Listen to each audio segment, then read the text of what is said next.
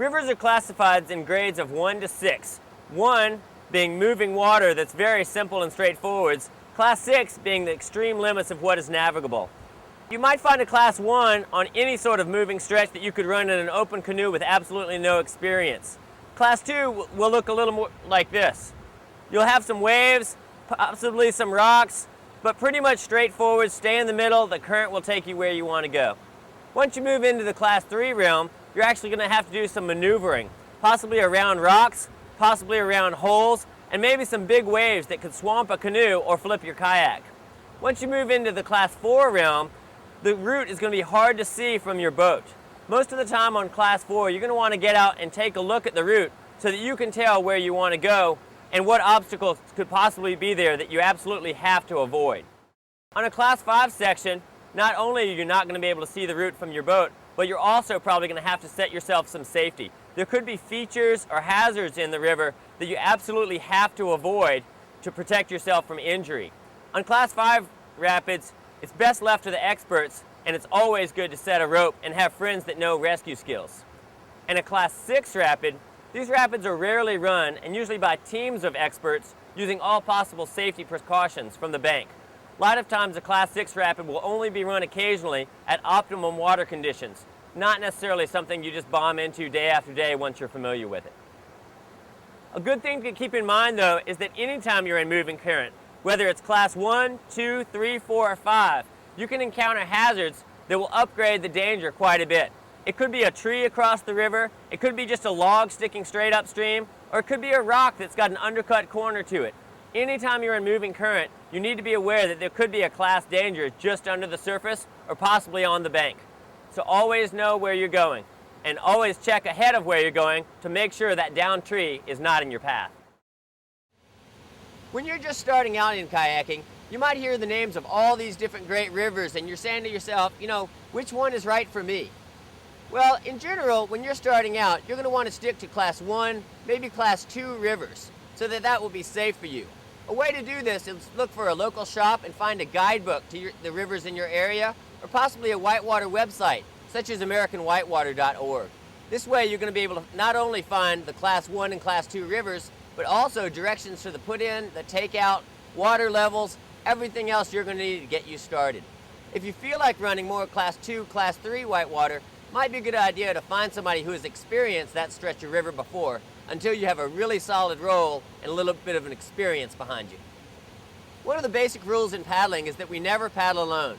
So this presents a dilemma. How do I find other people to go paddling with?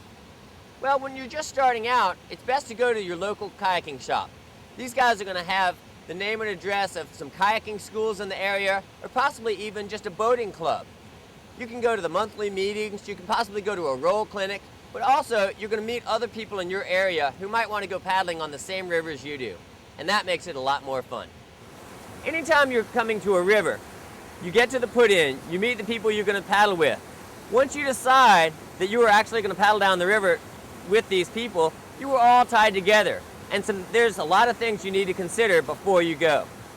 For instance, how strong are the paddlers in the group? If you haven't paddled with some of the people on this particular river, or especially if you've never paddled with them at all, you need to talk about what class of paddler they are, what sort of skills they possess, what sort of river signals they're going to use, and what sort of rescue skills they've experienced and practiced in the past. If you're going down a run with people you don't know, in general, I want to be on a much more secure run for my abilities. If I'm going to be pushing my abilities that day, I want to go with a group that I know and trust and have paddled with before.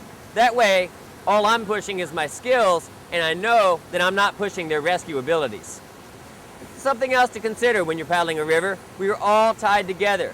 If you're a really strong paddler and some other member of your group is having trouble, you're all going to get to the takeout at the same time anyway.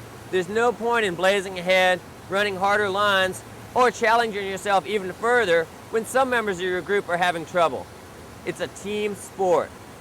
If you're the stronger paddler, you should be helping the weaker paddlers. Show them the safest line down the rapids. Help them portage their boats. And if you're the weaker paddler, let someone know that you're feeling uncomfortable with what's going on so that you can arrive as a group at the takeout before sundown. I'd like to share you my approach to river running that I think is going to help you really enjoy it a lot more. Most people think that river running is going to be scary. You're always going to be put in situations that are a little bit out of control, and you're going to be scared the whole time. Our objective in river running is to have as much fun as possible, of course. In order to do that, you need to be in a state where you're being challenged and you're enjoying the challenge, but you're not overwhelmed. Now, one thing to always remember about river running is you have the option of walking a rapid. Any rapid you get to, you can decide whether to run or whether to walk. My recommendation in the beginning is you try to avoid as many unpleasant experiences as possible. And for each individual, that's going to be different.